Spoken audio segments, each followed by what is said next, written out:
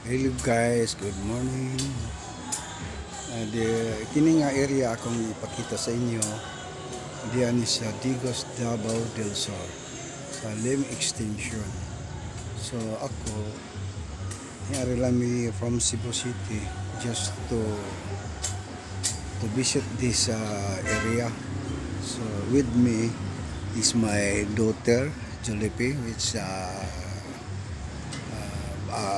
branch manager of one of the bank of Cebu. Is here also together with me, and then he do cleaning this area. I will let you see.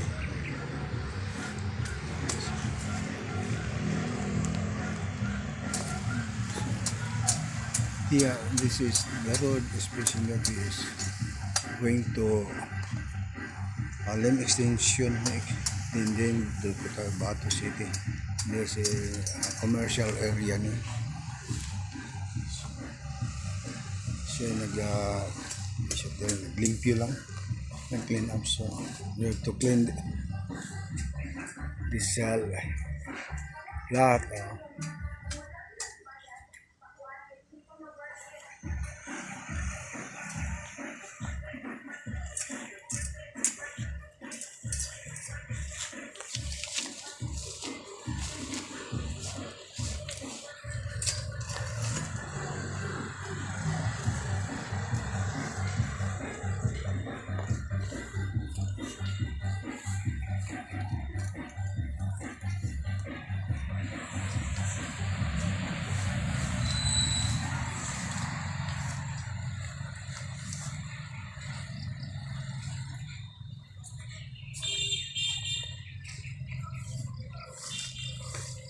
The total area of this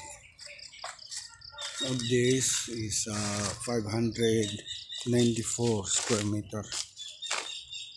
So my portion planted with bananas.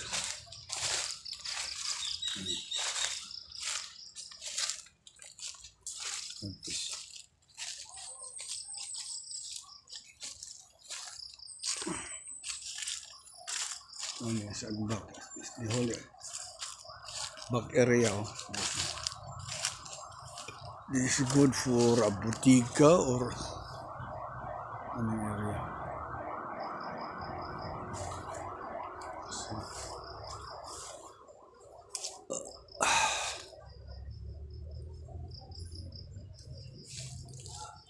So, piniloy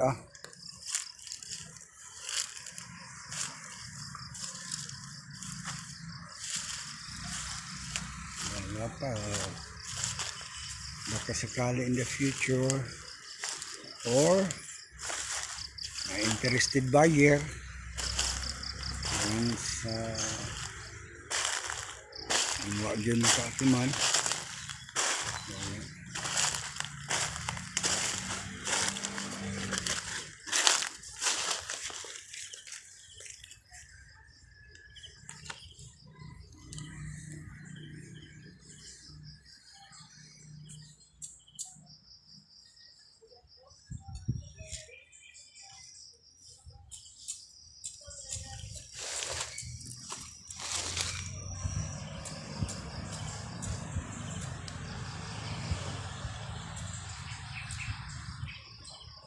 Nanay tubig na CR.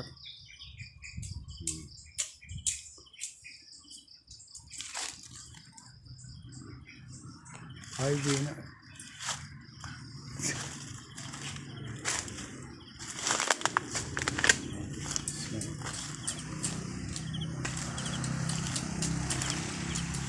May CR niya.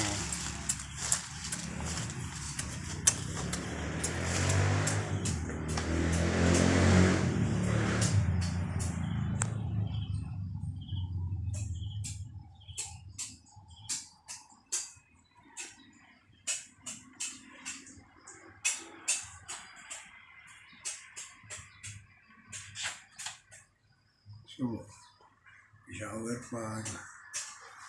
So, wala nang problema for emergency. Natay ano area niya.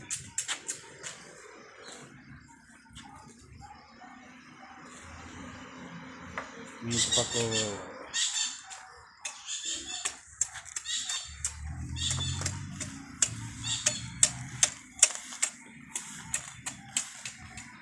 unay ako. Siya na bahala aning area. Ako manager. At the same time farmers. Owner farmers siya. So practice pang retirement my only kaiha here in Davao City, Davao.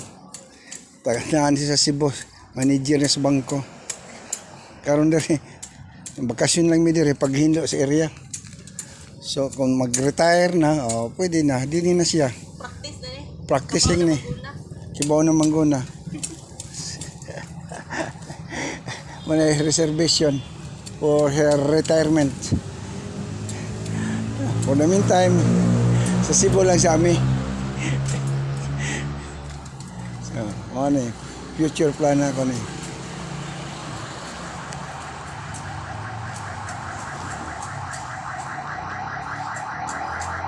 Ini siyang gate.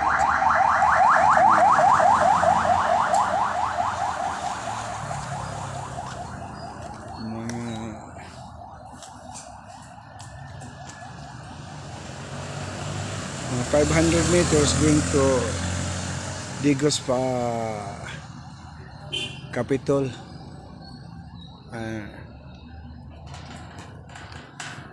This going to Cotabato. So within Banisa areas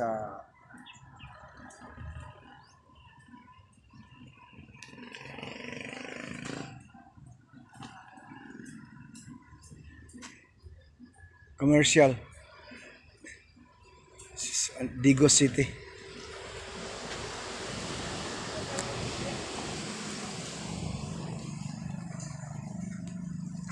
Okay, thanks. Contact na lang si manager Julipis Sinita Diloy, ang akong manager ini nga area. Muna si Miss Sinita Diloy, my manager in this area. If anyone interested buyer, just contact her.